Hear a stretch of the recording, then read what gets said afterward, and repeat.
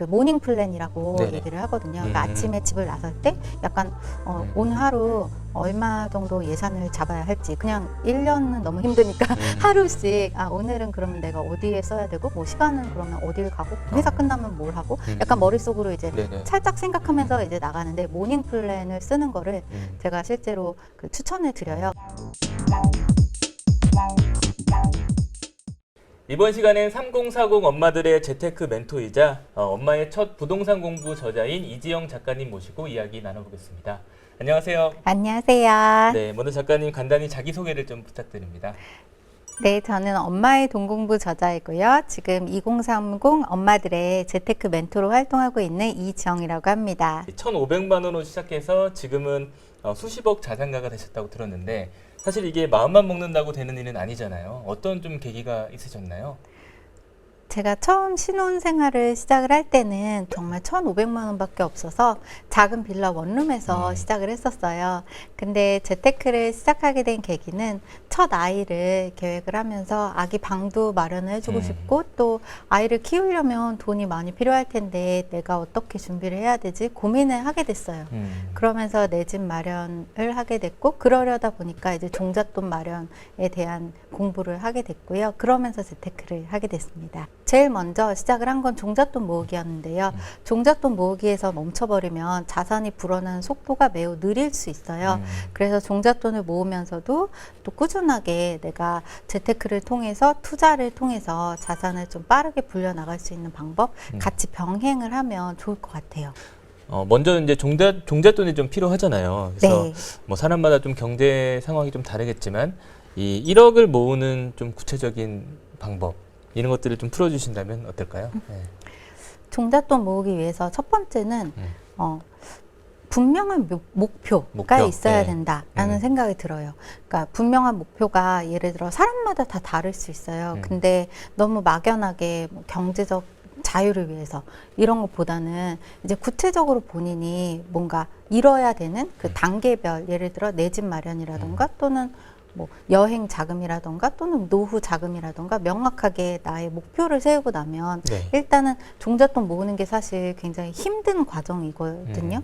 근데 그 과정을 이겨낼 수 있는 그런 좀 힘이 생길 수 있을 것 같고요. 두 번째로는 통장을 분리하는 것을 추천을 드려요. 그러니까 저도 예전에 직장 생활을 할 때는 진짜 월급 통장 하나였고 거기서 이제 한 번에 다 빠져나갔거든요. 그렇죠. 보통 그렇죠. 네. 근데 이제는 이 종잣돈을 모아야겠다 생각하고 나서는 약간 내가 목돈을 마련하는 통장을 따로 구분을 하고, 그리고 지출 통장을 따로 구분을 해서 지출 통장은 약간 체크카드나 현금 사용 위주로 이제 많이 하는 거를 추천을 드리고요. 그리고 또 통장 분류에 있어서 이 부분에 있어서 저는 이제 자기 개발을 위한 통장도 마련을 하시라는 말씀을 드려요. 그래서 다이아몬드 통장이라고 해서 사실 우리가 이 종잣돈 1억을 모으는데 아끼기만 한다고 해서 되지는 않을 것 같아요. 그러니까 동시에, 그러니까 마치 그 경기에 공격과 수비가 있다면 네네. 이 종잣돈 모으는데 수비가 중요하기도 하지만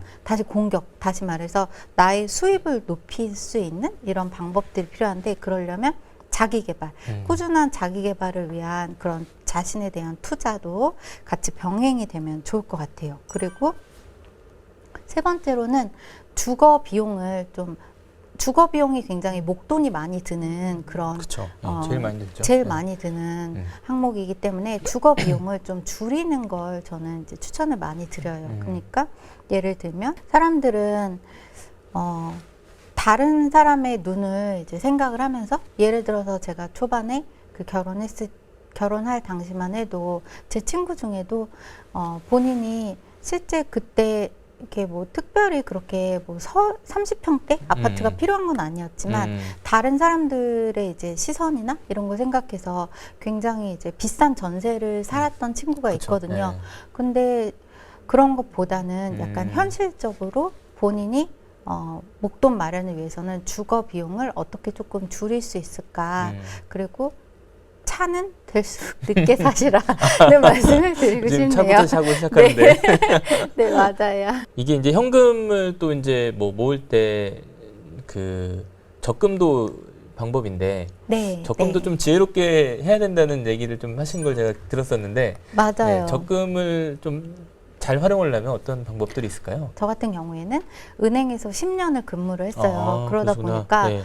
적금은 항상 이제 뭐 특판 예금이 나오거나 이러면 제일 먼저 가서 이제 가입을 하고 그랬었는데 그 과정이 사실 너무 지루하게 느껴졌어요. 이걸 네. 내가 언제까지 끝까지 이제 빨리 깨고 싶은데 이건 네. 어떻게 해야 되나 막 그런 생각이 많이 네, 네, 들었거든요. 네. 근데 제가 이제 권하는 것이 그 풍차 적금이라는 것이 있어요. 그러니까 예를 들어서 적금을 매달 이제 예를 들어 1월 달에 통장을 하나 만들고요. 네네. 그리고 2월 달엔 또 새로운 통장을 만드는 거예요. 그러면 음. 만약에 1월 달에 10만 원을 부었다. 그러면 네. 이제 2월 달이 되면 하나 두 개가 됐으니까 20만 원이 들어가겠죠. 근데 이제 3월 달이 되면 또 하나를 여는 거예요. 그러면 이제 계속 세 개가 월마다 돼서 이제 통장을 30만 만들어서? 원이 될 거예요. 그러면 이제 12월 달쯤 되면 이제 120만 원이 들어가면 이제 깨야겠다라는 생각이 이제 들 거예요. 네. 근데 너무나 이제 다행인 것은 1월 달에 하나가 만기가 돌아올 거예요. 1년 만기로 1년 해서? 만기로 네. 하니까. 그럼 갑자기 이제 그만하려고 딱 했는데 하나가 만기가 되면서 네네. 이자랑 같이 나한테 목돈이 딱 들어왔잖아요. 그러면 뭔가 뿌듯한 마음이 들면서 다시 해볼까 이제 이런 생각이 이제 드는데 그 2월 달이 되면 또 다른 곳이 또 만기가 되는 되니까. 거예요. 그래서 이게 계속 돌면서. 풍차 적금인데 네네. 실제 제가 이거를 적은 돈으로라도 시작을 해봤는데 네네. 매달 만기가 돌아오니까 그만두려고 하는 순간에 만기가 들어오니까 그거 좋은 방법이네요. 다시 진짜. 해볼까? 이런 생각이 들고 뭔가 이렇게 꾸준하게 할 수 있는 그런 효과가 있더라고요. 그래서 저는 이거 풍차 적금이라고 하는데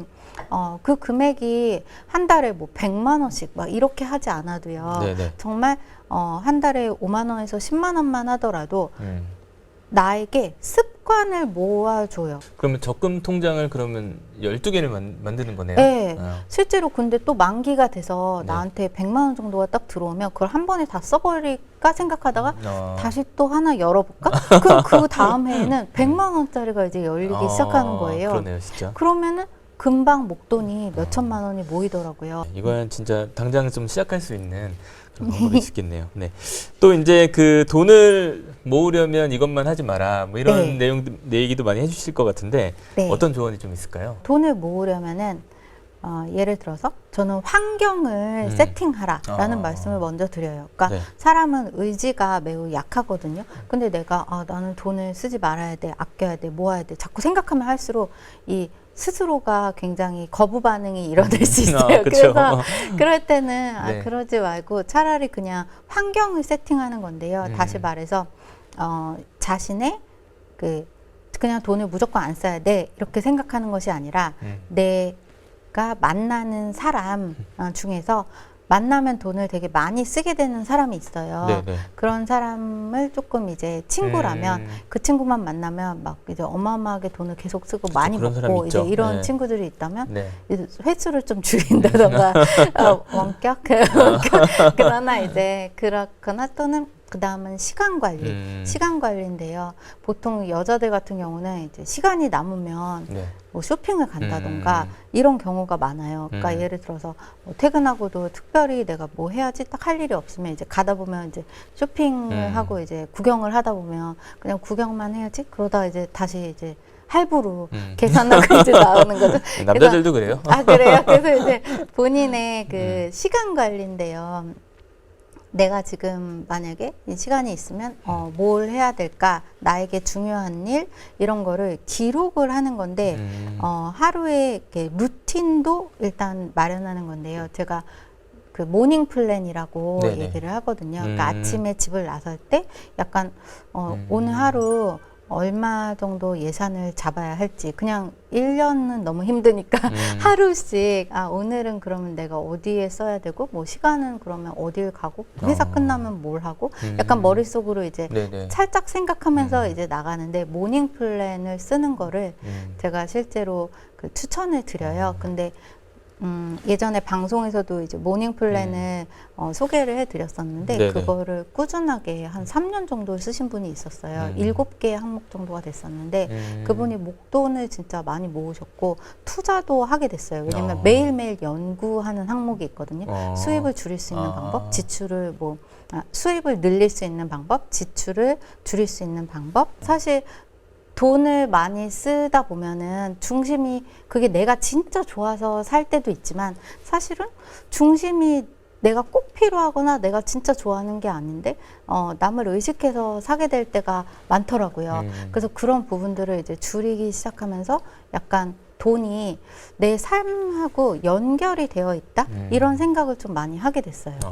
이제 종잣돈을 또 모으는 게 끝이 아니라 이제 그 다음 스텝을 같이 준비하는 게 또 되게 중요한 요소인 것 같아요. 부동산 공부를 하든 뭐 주식 공부를 하든 어떻게 좀 준비를 하는 게 좋을까요? 저는 5단계를 말씀을 드리는데요. 네. 첫째는 재테크 이제 책을 일단은 추천을 드리고 싶어요. 그러니까 일단 그 안에 나온 것이 뭐 그대로 적용은 안 된다고 해도 네. 마인드를 바꿔줄 수 있거든요. 그러니까 내가 어떤 방향으로 뭐 재산을 이제 불려 나가야겠다 이렇게 또는 마인드 자체를 좀 부자의 마인드로 이제 세팅을 먼저 해준 다음에요. 네. 두 번째로는 요즘은 이제 온라인 카페가 되게 많잖아요. 온라인 네이버 카페든 이런 온라인 사이트들을 통해서 다른 사람들의 성공담을 좀 많이 읽으시라는 말씀을 드리고 싶어요.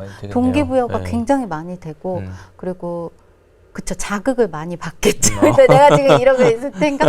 이러면서 이제 그래서 다른 사람들의 성공담을 많이 읽다 보면 그리고 나도 할 수 있을 것 같다는 희망도 생기고 또 네. 배우는 것도 있고 또 물론 실패담도 읽으면 나는 이러지 말아야지 이런 간접 경험도 할 수 있고요. 세 번째로는 이제 강의를 듣는 거예요. 그러니까 실질적으로 구체적인 이런 지식을 내가 배울 수 있도록 네네. 이제 여러 가지 요즘은 뭐 온라인 강의도 굉장히 저렴한 가격에도 네. 많고 본인이 이제 찾으려고 하면 다양한 정보들이 너무 많이 있거든요. 그래서 강의를 듣고 그리고 네 번째로는 바로 실전으로 들어가는 게 아니라 내가 만약에 이 주식도 모의 투자가 있잖아요. 네네네. 그것처럼 주식이든 부동산이든 작게 한번 내가 만약 한다면 어떻게 될까 모의 투자를 한번 하면서 트렌드를 볼 수가 있거든요. 그러니까 예를 들어 이런 흐름으로 이렇게 변하는구나. 그러면서 내가 관찰하는 시기를 좀 가지고 있다가 그 다음에 이제 현장에서 이제 실전 투자로 들어가는 것이 잃지 않는 투자일 것 같아요. 얼마나 있어야지 이제 종잣돈이 좀 모아져야지 좀 내가 투자를 좀 해봐야지 이런 마음을 갖는 게 좋을까요? 네. 종잣돈 저는 사실 예전에는 제가 재테크 처음 할 때는 종잣돈이 1억은 돼야 나는 그래도 이 재테크의 세계로 들어갈 수 있다. 입문할 수 있다. 뭔가 좀 1억이라 하면은 그렇죠. 좀, 네, 그런 게 근데 있잖아요. 그러려니까 너무 힘들더라고요. 그리고 제가 1억을 모으는 동안에 많은 것이 달라져 있더라고요. 그러니까 그쵸. 뭐 네. 부동산 가격도 달라져 있고 심지어는 제가 봤던 주식도 벌써 몇 년 사이에 가격이 확 올라 있더라고요. 그래서 저는 지금은 이 소액 투자에 있어서는 사실 한 1,000만 원만 있어도 한번 시작해 보실 수 있다라는 생각이 들고요. 네네. 그리고 내가 만약에 내가 가진 돈은 1,000만 원이라도 종잣돈을 모으기 위해서 시간을 보내는 것보다는 내가 레버리지를 활용할 수 있는 방법이 있을까라는 생각을 해보고 그리고 그 레버리지를 끌어서 준비를 해서 투자를 한다면 좋을 것 같아요. 근데 예를 들어 그 소액 투자가 본인이 너무 그러니까 기대치가 높다 보면 실제 뭐 1,000만 원 가지고 서울에 투자는 당연히 할 수가 없잖아요. 네네. 근데 이제 그렇다고 해서 나는 아무것도 못하나 보다 이렇게 생각하는 것이 아니라 뭐 서울뿐만이 아니라 다양한 지역들이 있잖아요. 그러니까 막 예를 들어서 뭐 지방에서 먼저 투자를 시작하실 수도 있지만 지방에 있는 투자를 하다가 그 다음에 경기도에서 서울로 이렇게 갈 수도 있고 서울에서도 조금 뭐 외곽에서 시작을 하신다고 해도 그 다음에 중심으로 이렇게 해서 약간 작은 돈으로라도 내가 할 수 있는 방법이 있나 이 생각을 하면 좋을 것 같아요. 투자를 할 때 예를 들어 내가 거주와 투자를 둘 다 만족시켜야 된다라고 네. 하면은 사실 1,000만 원 갖고는 절대 안 될 수 그렇죠, 안 있어요. 되죠. 네. 근데 그런 게 아니라 내가 그러니까 거주와 투자를 분리하는 거죠.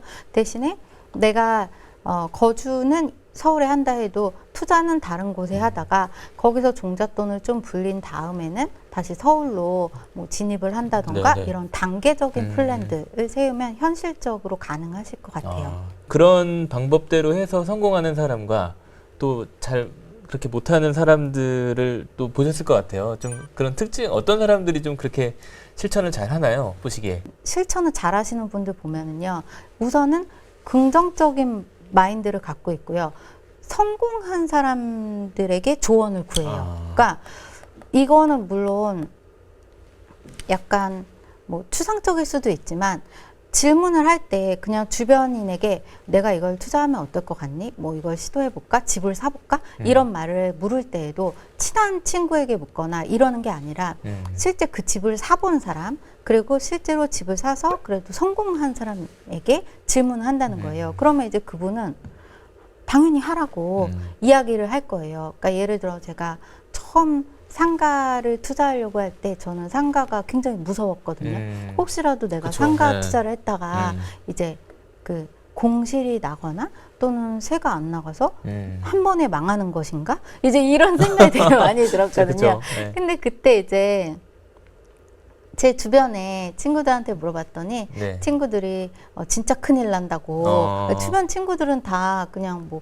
직장인이거나 또는 아기 엄마거나 맞아. 이제 이런 네. 그리고 내가 봤는데 저기도 네. 비어 있고 요즘 다 비어 있어. 라고 이제 얘기를 했었어요. 근데 그때 저희 그 어머니 친구분 중에서 부동산 투자를 되게 잘하셔갖고 실제 건물을 갖고 계신 분이 있었어요. 그 작은 주택 건물이었는데 네네네. 한 4층짜리 건물을 갖고 계신 분이 있었는데 그분에게 정말 물어보고 싶었어요. 그분 그 관심이 생기니까 왜냐면 그러니까요. 주변에 건물을 가진 분은 그분밖에 없었거든요. 그 당시에. 그래서 제가 어떻게 하시게 됐냐 그랬더니 그분이 한번 해봐 이렇게 얘기를 하시는 거예요. 근데 진짜 아무렇지도 않게 한번 해봐 이렇게 말하는데 그게 저한테는 뭔가 신호처럼 이렇게 신호처럼 아 그래 그냥 어차피 한번 사는 건데 언제까지 이렇게 두려워하면서 살아야 되지?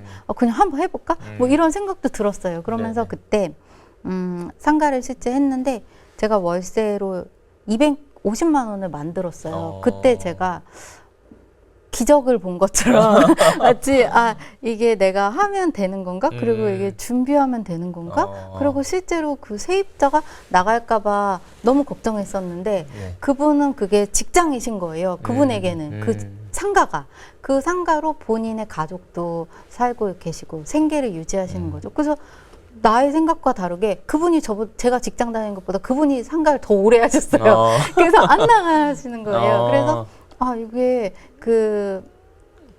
실제 해본 사람에게 질문을 하는 것과 해보지도 않은 사람에게 질문을 하는 건 매우 다르구나. 그리고 주변에 조언을 구한다고 해서 그것이 나에게 무조건적인 도움이 되는 건 아니구나. 어느 순간에는 그냥 혼자 차라리 내 목표를 생각하면서 아무에게도 말하지 않고 그냥 내 길을 가는 것이 좋을 수도 있다라는 생각이 들었어요. 그래서 실천을 실제로 쉽지 않아요. 근데 실천을 하신 분들 보면 첫째는 모든 사람에게 질문이나 자문을 구하지 않아요. 그러니까 본인이 자문을 구해야 될 성공한 사람을 딱 이제 명확하게 선정을 하고 질문을 해요. 그러면 이제 긍정적 반응을 얻을 수 있어요. 그러고 나면 그 다음에는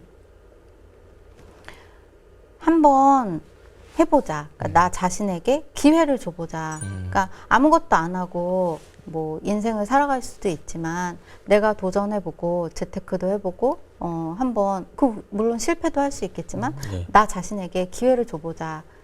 그런 생각을 하는 것 같아요.